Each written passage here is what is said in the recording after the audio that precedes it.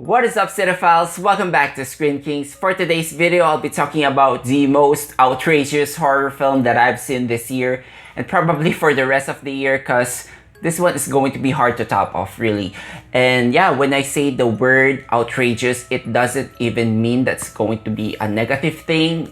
It can even be a compliment. Honestly, I'm not even sure how to feel about this movie, so let's see how this review goes. But this is going to be a non-spoiler review of Malignant, coming from the twisted mind of James Wan, director of the horror films The Conjuring, Saw, Insidious. I don't think I've seen any of those films, or any James Wan horror film for that matter. I know. But yeah, this is going to be my first James Wan horror film, I think. And I watched this on HBO Max. It's playing on a limited time. This movie stars Annabelle Wallis as Madison, a woman who has been tormented by this dark, violent dreams of a serial killer committing murders. And little did she know, these murders are actually happening in real life. Now, in her quest to find out why there seems to be a psychic link between her and this serial killer, she will be confronted by this dark secret from her past that is probably best left to be buried. That's all I'm gonna say about this movie, because anything specific or way beyond that will be a spoiler, and I won't deprive you guys of getting that shock when you get to that crazy third act. But this movie is nothing like you've ever seen before. It's different, it's interesting, there might be some genre cliches played here, but when you see the whole overall picture played out, you gotta hand this movie some originality points. And yeah, whether the movie works for you is an entirely different discussion, but I can guarantee you that the third act twist of this movie is something that will be talked about for the years to come. So if you're a horror fan and you don't want to be left out of the conversation, you gotta watch this movie. Personally, not everything works, but it's such a demented, quite fun, well, definitely entertaining experience. I was watching this with my sister, and going in, we heard some reactions that this movie is gonna be bonkers. So we played this little game that we're gonna show in some crazy theories, like the craziest things that we can think of, just to guess that third act. And boy, oh boy, we got it wrong. This movie exceeded our expectations, and I can't really believe what's happening here. My jaw was on the floor that they're actually doing this thing. And I don't want it to seem like I'm hyping this movie for you guys, because it's definitely going to be polarizing. You might be disappointed.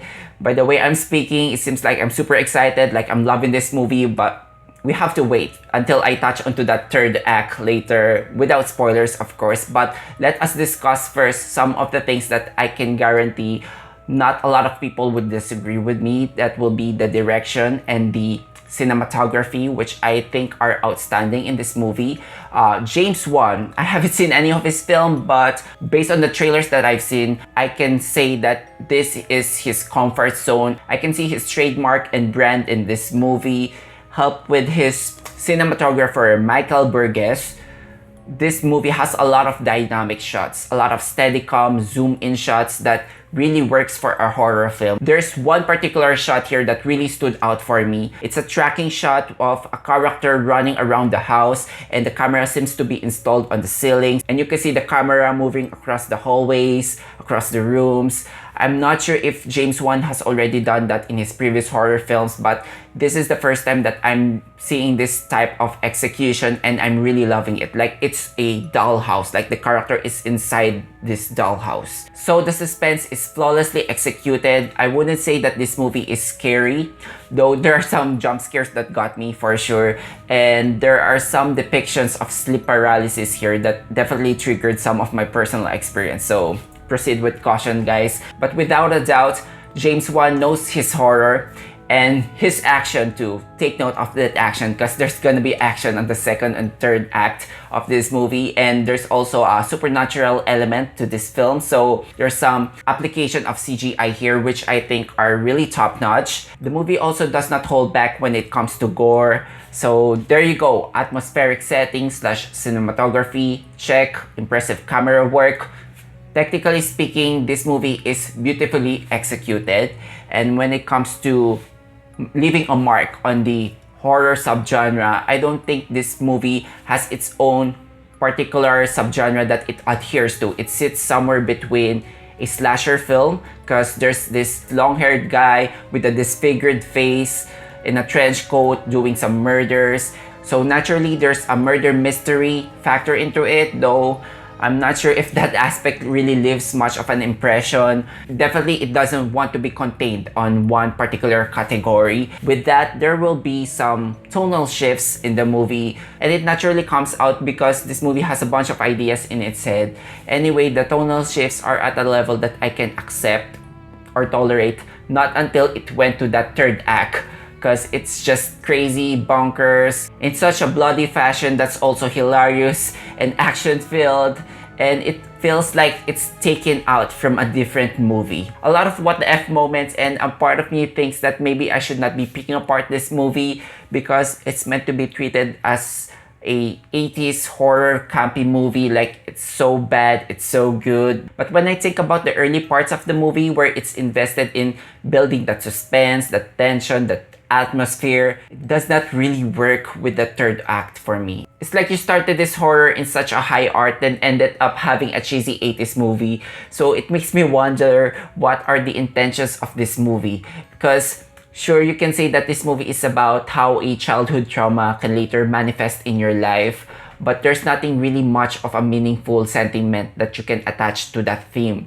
I'm not expecting some sort of a Jordan Peele level of social commentary here. I think it would be unfair to expect something like that from this movie, but I just want something that's real and palpable that I can latch onto so the movie can tap into that human experience. Because at the end of the day, this movie wants to be taken seriously because there's a heart to this film. And I didn't even know that there's a heart to this film, the sisterhood, until the final moments of the movie. I didn't even realize that. Maybe it has something to do with the acting or the dialogue. Annabelle Wallis has this task of holding the film together because a lot of outlandish turns will happen in this movie and she needs to do things with conviction. And I can see that in her performance, but there's this thing in my head that maybe a different actress can deliver a better performance. Like if you get something like a Toni Collette, you will definitely get a disturbing performance here. Her screams in this movie, I find it hilarious at times,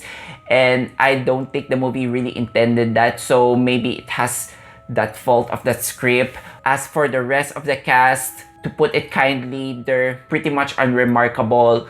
The dialogue is very basic and the characterizations are even more basic, like you've already seen iterations of this character hundreds of times from different TV shows. I would like to believe that this movie started off on a serious note, but somewhere along the production or the development process, I don't know, maybe James Wan and his team decided to F it, let's have some fun, let's show a lot of ideas and see whatever sticks. So that's what I felt with this movie. So I was disappointed, but James Wan took a big swing and I felt like that is something you have to commend because this movie got balls. A go for broke approach. I'm not saying that they need to strip away the third act. However, I think with a tighter script and maybe a better acting and definitely a better handling of the tone, this could have been a modern classic. So I'm gonna give this one a 3 out of 5. Definitely not a conclusive grade for me. This is what I'm going for at the moment, and you guys should definitely see this, especially if you're a horror fan, and see for yourself